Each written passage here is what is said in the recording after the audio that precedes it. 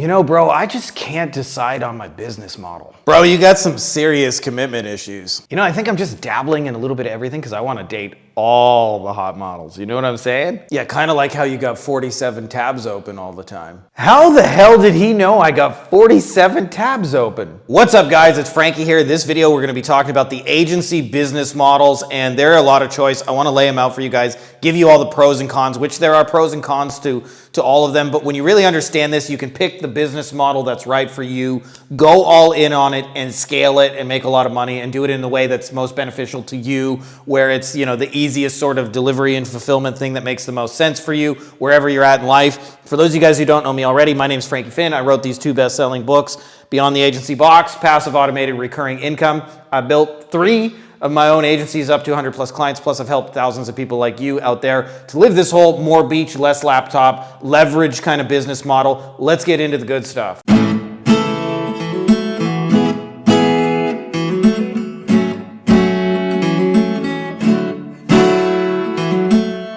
All right, so there are at least 11 agency business models, by the way, that I have personally tried and have mentored people through these various things. I want to show you what they are so that you guys can make an intelligent decision about which one of these is like working best for me.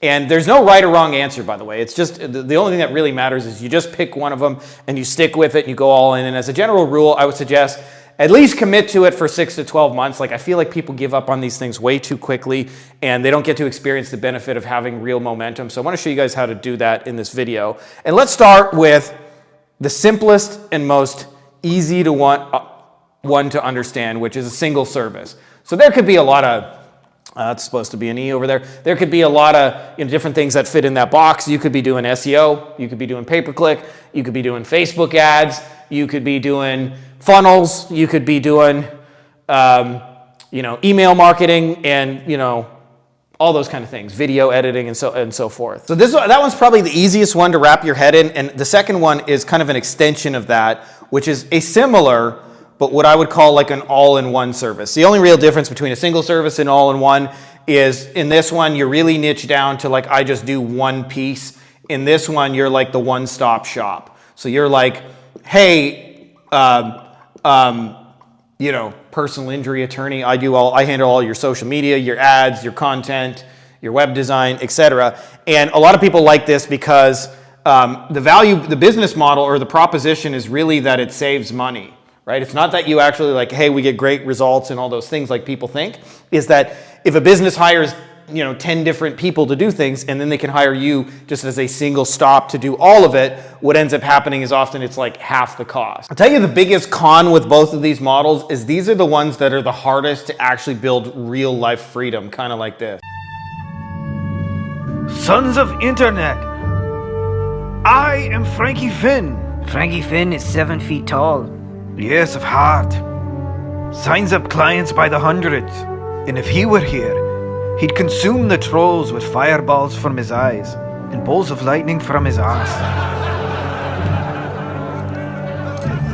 I am Frankie Finn. And I see a whole army of my internet here in defiance of tyranny. You've come to watch us free men. And free men you are. What will you do without freedom? Only the greatest movie ever made. I digress. So the next option is a white label partner, and this is going to be especially useful for those of you guys who are better at selling than you are at fulfilling. It's simply you find a company that is your hidden fulfillment partner. They represent themselves as an extension of your company. And in doing so, you're able to make promises and keep them. And it's not actually you doing this. The downside of that is obviously you give up control and you don't get to do everything in-house, and you can be kind of subject to your white label partner's processes. But if you find a good partner, this can be like a really, really awesome model. And when we did our 90-day challenge of like, the number one question I got asked over the last 5-6 years, if you were me, you were starting over, you wanted to get to 10K a month, and you wanted to do it as quickly as possible, what would you do?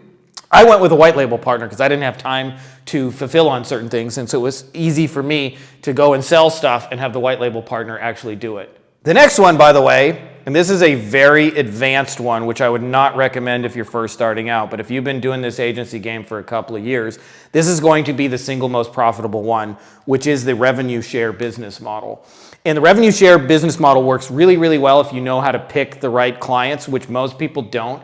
And as a result, and by the way, the right clients are the top 1 to 5% of your market. The people who are already winning the most, it does not work so well for brokies, for lack of a better term. And brokies are the ones, by the way, who will most often suggest the revenue share model. They'll say things like, I've been screwed by 7 different agencies. Why don't you bring me some leads and some sales, and then I'll pay you after the fact. And you should run when they tell you that. It should be your idea, and you should be the one pitching it to the top sort of business folks. Otherwise, if you do it with brokies, it's kind of like this. Listen, pet dick. How would you like me to make your life a living hell? Well, I'm not really ready for a relationship, Lois. But thank you for asking. Good old Ace Ventura. So the next piece of the puzzle is what's known as a rank and rent. I'm just going to write R and R. Rank and rent. And this is the idea, by the way, we got this idea about 12 years ago. So I actually was doing rank and rent before it was really had a name. But we got the idea that the biggest bottleneck is we were trying to get hired by clients. And we were like, but we know how to rank websites. Why can't we just build the website, rank it, and then when the phone calls come in, we'll rent the phone calls. So we ended up building a couple of sites. We actually started with my buddy's high school teacher who was a part-time painter. And the challenge we had with that is the biggest con of rank and rent, besides that you're dealing with the insanity of Google, which is always a challenge, is that you still have to know how to pick the right clients. Because if you pick the brokies and the struggling clients, what you're going to find is they don't convert the leads anyway, and so nobody will pay you over the long term. And so in order to retain it, you have to actually know who makes the best rank and rent partners, which is, by the way, mostly the people who already know how to sell, already know how to close, have teams, have a CRM, et cetera, et cetera, et cetera. Like if you were doing this for roofers, they're easy to spot. They have clean shirts, branded trucks, a CRM, a quoting process, etc. But we didn't know that, and so rank and rent can be a challenging model if you don't know how to pick the clients, because then you end up just bringing on a new partner every 20 days, and then they tell you all the leads are shit, same as what happens with the retainer model. All right, next piece of the puzzle, pay per call. This is especially useful for those of you guys who are buying media and you know what your call price is. This is really just arbitrage 101. Like let's say, for example, all day long you can get, roofing calls for $50 and roofers are willing to pay $100. Rather than saying, hey, you have to pay me $2,000 a month, you just simply go, hey, pay me $100 a call and I'll run some ads for you and go get them. And what happens is, when you know how to choose the partners, what happens is, your retainer goes way up, right? Because on a retainer, you're often fixed at $2K a month. But in this model, the better it works, the more money you make. So you'll often have 50% of your partners not work out for various reasons. But the ones that do, you make sometimes 3, 4, 5, even 10 times as much money than you would on a retainer. The challenging thing is you're often the one absorbing ad costs. So if you guys have been running ads and you know your numbers, this model is going to make a lot of sense. But if it's not, I would tell you to stay away from this. All right, next piece of the puzzle, the old SaaS. I know a lot of you guys feel like this about SaaS. And Blue! Yes, sir. Do you trust that I do not want to see you die here tonight? Sir, yes, sir. Blue, you're my boy! Thank you, sir. You're my boy, Blue! So a lot of, for those of you guys who've never heard this term, it stands for software as a service. And the easiest way to do this for a lot of you guys is with Go High Level. So for example, we have a guy in our Fast Starter agency program named Kevin. He's selling a bunch of Google review campaigns. When somebody signs up, it really is just the software that he sends out. It chases people down. It follows up with them. It asks them to leave a Google review, and it does it in an automated way so that all he has to do is connect to the client's database, and the software automatically follows up and chases with people. It's a little bit lower ticket, as it often is. So in his case, he's charging $297 instead of $3,000. But it's also, the flip side of it, it's way lower maintenance and therefore scales a lot better, and it's a lot more sticky, right, in his case. So once he signs up a client, there's actually very little to do, right? As where I have friends, for example, who have $10,000 a month SEO services, and even though it's a $10,000 a month service, their margins are actually only $1,000, but the client's paying $10K a month, so it's a very high touch service. So in my case, not saying this is the right answer for everybody, but if you had a choice between $1,000 a month profit and a very high touch service, or $297 a month, and you ain't got to do shit, I'll take this all day long because this will scale way, way better, way, way easier. So that's the benefit of the SaaS. The downside, though, like typically the amount you're able to charge for a SaaS, unless it's a really, really specialized solution, is going to be a lot less. All right, next model is what I call the tools.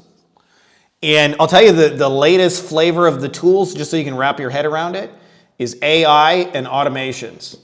Just write auto. And this is, you'll see this, like, so a lot of people are selling AI chatbots, or they're selling, hey, we'll automatically follow up with your leads, and we have an automation that does that, right? Similar to SaaS, there's probably a lot of overlap between these models, but what's different is more often than not, you've created a tool for a specific purpose rather than like an off-the-shelf solution. And tools usually are able to customize more. So like, for example, like an AI chatbot can be programmed with all the information on your site. It can handle any question. What are your hours? When are you open? Do you guys do this? Do you guys do that? As we're a SaaS, it's just like, in Kevin's case, it's just a tool that does follow-up and says, can you leave us a Google review? It can't really handle like variables, and the tools tend to be better at handling variables. Next one, by the way, and not enough people really talk about this one, but it should be talked about more, being an affiliate. There's no rule that says, by the way, you have to deliver your own service. If you went to any other agency and said, hey, I want to sell your stuff for you, would you be open to doing that? And I just want to be able to make a recurring commission. You can be an affiliate, and there's no rule that says you have to fulfill anything. In fact, a lot of times when you're an affiliate, all you're really doing is taking somebody who's A and somebody who's B and connecting the dots for them. Kind of the same way that, like, you know, when I was growing up, we'd have these dances, a lot of like 12, 13-year-old boys, and one half of the gym would be all the boys, and the other half of the gym would be all the girls, and we were too nervous to go talk to each other. Like, all the boys wanted to talk to the girls, and all the girls wanted to talk to the boys, but we're all too nervous to do it. You as an affiliate understand that, you know, in theory, the boys should talk to the girls and the girls should talk to the boys. The people who make the service should talk to the people who buy it, and yet they don't. And so simply connecting the dots, you know, being the guy who says, let me introduce you to my friend, Susie, who likes you. In doing so, you can create recurring commissions where you don't have to do it. And by the way, a lot of times when people think about being an affiliate, they think you're limited to just the stuff like a website where you can go to as an affiliate, but I kind of talked about this in passive automated recurring income, which you guys can find on Amazon. But anyone will be your affiliate. If you go to somebody and say, I want to sell your shit, would you pay me a commission? Like, very rarely do people say no to that. So really, like, you could do this with almost any agency. And this means that any service can be your service. And again, you're not limited to one service. In fact, like, say you wanted to do this with dentists, you could find the 10 best services and you could sell them all to dentists and not have anything to fulfill on. So don't be sleeping on being an affiliate. Next model, and again, this is a more advanced one like revenue share deal. It's your CMO, where I'm essentially an extension of your company. I operate as a piece of it, but I only handle the marketing piece. So that means if I was working with a roofing company, I would help them get jobs. I would help them sell those. I would help them rank. I would help them advertise. But what I wouldn't do is get on a roof and touch anything with a hammer. What I wouldn't do is brand a truck. What I wouldn't do is, you know, like learn the technical skills or buy tools. And this works really, really well, again, like revenue share deal, if you know how to pick them, which is something, by the way, we talk a lot about inside of our Wolfpack Mastermind.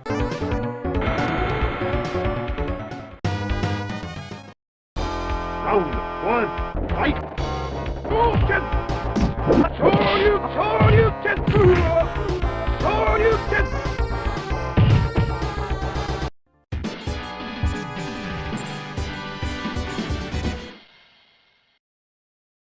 Fun little story, my little brother Jordan used to love Ken's thing, and he used to go, mucus. I don't know why he would say that, but he did. Anyways, enough of the Street Fighter shenanigans. The last piece I'm going to show you is one, again, this is a complex model, but it tends to work really well, which is the 3 tiers. So the 3 tiers is an info level, which is like your lowest level. Then there is a done with you, and then there is a done for you. And this is actually the model I use for a lot of you guys consuming this stuff, is at the lowest level, there's people who can't afford to work with you personally. So you create various info products for them so that they can still get access to you and learn stuff. Then there is the done with you tier, which is like the middle tier, which is if they want to do it themselves or they get some help with coaching and tools and information.